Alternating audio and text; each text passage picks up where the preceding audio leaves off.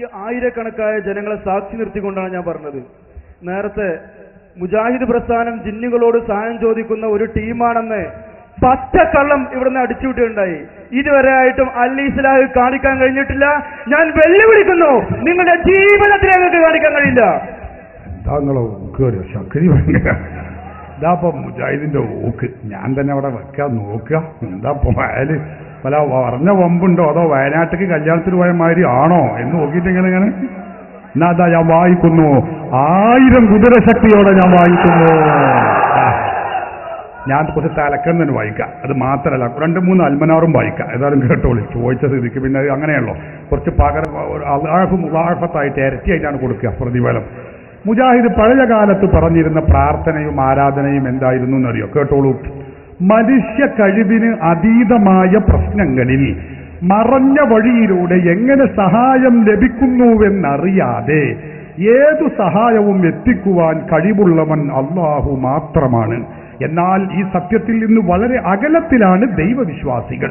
എന്താ പറഞ്ഞത്?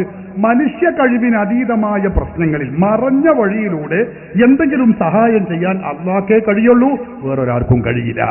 അങ്ങനെ വേറൊരാൾക്കും കഴിയുമെന്ന് വിശ്വസിച്ചാലാണ് അവിടെ ശിർക്ക് വരിക എന്നാണ് ഈ അൽമനാറാണ്. ഇത് അപ്പ പറഞ്ഞത്, നിങ്ങളെ ചോദ്യത്തിൽ അവർക്ക് എത്തുള്ളൂ. അൽമനാർ അതിൽ വിശദീകരിക്കുന്നു. പിന്നെ ഒരു അൽമനാറിൽ വിശദീകരിക്കുന്നു. അൽമനാർ 28 പേജ് 2005 ഒക്ടോബറിൽ വിവരിക്കുന്നു. എന്നാൽ സിദ്ധനെന്നു കരുതുന്ന ഒരു വ്യക്തിയുടെ സമീപം ചെന്ന് തന്റെ വിഷമതകൾ പറഞ്ഞ് സഹായിക്കണമേ എന്ന് പറഞ്ഞാൽ അത് പ്രാർത്ഥനയാണ്. കാരണം സിദ്ധൻ തന്നെ എങ്ങനെ സഹായിക്കുന്നുവെന്ന് അയാൾക്കറിയില്ലെങ്കിലും അതിനയാൾക്ക് കഴിവുണ്ടെന്ന് പ്രാർത്ഥിക്കുന്നവൻ വിശ്വസിക്കുന്നു. ഇത്തരത്തിലുള്ള വിശ്വാസം അള്ളാഹുവിനെ മാത്രം അർപ്പിക്കേണ്ടതാണ്. അത് തിരിച്ചാകുമ്പോൾ ശിർക്കാകുന്നു. ഇപ്പൊ എന്താ പറയുന്നത്? ഒരു സിദ്ധൻ, ഓല ഭാഷയാണ്, അയാളുടെ അരികിൽ പോയിട്ട് എന്നെ സഹായിക്കണേ രക്ഷിക്കണേ എന്ന് പറയുമ്പോ അതും പ്രാർത്ഥനയാണ്, ശിർക്കാണ്, പാടില്ലാത്തതാണ്. എന്താ കാരണം? അയാൾ എങ്ങനെ എന്നെ രക്ഷിക്കാൻ എനിക്കറിയില്ല. ഇതാ മുജാഹിദ് 2005 പറഞ്ഞിരുന്ന തൗഹീദാണത്. അങ്ങനെ തൗഹീദ് ഇങ്ങനെ മറിഞ്ഞു വരികയാണ്. അപ്പോൾ ഗൾഫിൽ പോയി മുജാഹിദുകൾ അവിടെ നിന്ന് അറബി ഷെയ്ഖുമാരെ പണം ഒന്നാകെ 2 ചാക്കിൽ ഇങ്ങനെ വാരി കൊണ്ടുവരികയാണ്. അപ്പൊ അവർ തൗഹീദും കൊടുത്തു 1 ചാക്കിൽ. അങ്ങനെ വന്ന് പൊളിഞ്ഞു നോക്കിയപ്പോൾ തൗഹീദിൽ പിശാചും ജിന്നും ഒക്കെ പടക്കടന്ന് കുത്തിമറിഞ്ഞ് അവിടെ ഉണ്ടായിരുന്ന മൗലിമാര് ശംസുദ്ദീൻ പാലത്ത്, അതുപോലെ സക്കരിയ സലാഹി, അനീബ കായക്കൊടി, അവരുടെ മേത്ത് കൂടെ ഒക്കെ ജിന്നാണ് കയറി. തൗഹീദ് ജിന്നാണ് കയറിയത്, സാധാ ജിന്നല്ല. അങ്ങനെ കയറിയപ്പോൾ തൗഹീദ് മാറി. തൗഹീദ് പറയുന്നത് കൊട്ടുകുങ്ങൾ ഇസ്ലാഹി മാസിക 2007 ഏപ്രിൽ ലക്കത്തിൽ പറയുന്നു. രാത്രിയുടെ ഇരുളിൽ തപ്പിത്തടഞ്ഞു നീങ്ങുന്ന ഒരാൾ തന്റെ ശബ്ദം തന്റെ തൊട്ടടുത്ത് നിന്ന് ശബ്ദം കേൾക്കുന്നു. ആളെ കാണുന്നില്ല.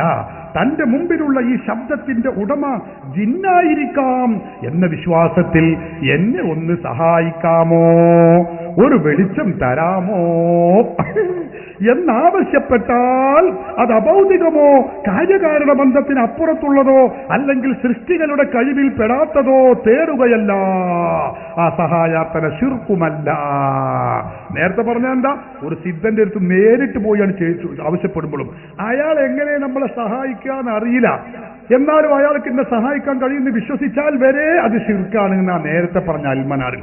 ഇപ്പൊ 2007 അറബികളുടെ പണകൾ കിട്ടിയപ്പോ തൗഹീദ് കിട്ട് മറിഞ്ഞിട്ട് പറഞ്ഞു, അങ്ങനെ ഒരു വെളിച്ചം തരാമോ, മുന്നിലുള്ളത് ജിന്നായിരിക്കാം എന്ന വിശ്വാസത്തിൽ. ജിന്നിനെ ഞാൻ കാണുന്നില്ലേ, അത് ജിന്നാണ്, ജിന്നാവാം അവിടെ ഉണ്ടാവുക, അതുകൊണ്ട് ഒരു വെളിച്ചം തരാമോ ജിന്നെ എന്ന് തേടിക്കൊണ്ട് ഒരാൾ പറഞ്ഞാൽ അത് ശിർക്കാവൂല.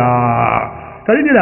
പകൽ വെളിച്ചത്തിൽ, ഇത് രാത്രി കേട്ടോ, പകലും മനുഷ്യന് പോണ്ടി വരുമല്ലോ. അപ്പോ സ്വാഭാവികമായും പകൽ വെളിച്ചത്തിൽ വിജനമായ മരുഭൂമിയിലൂടെ വഴിയറിയാതെ നടന്നു നീങ്ങുന്ന ഒരാൾ പരിസരത്ത് ആരെയും കാണുന്നില്ല. ഇവിടെ എന്റെ ശബ്ദം കേൾക്കുന്ന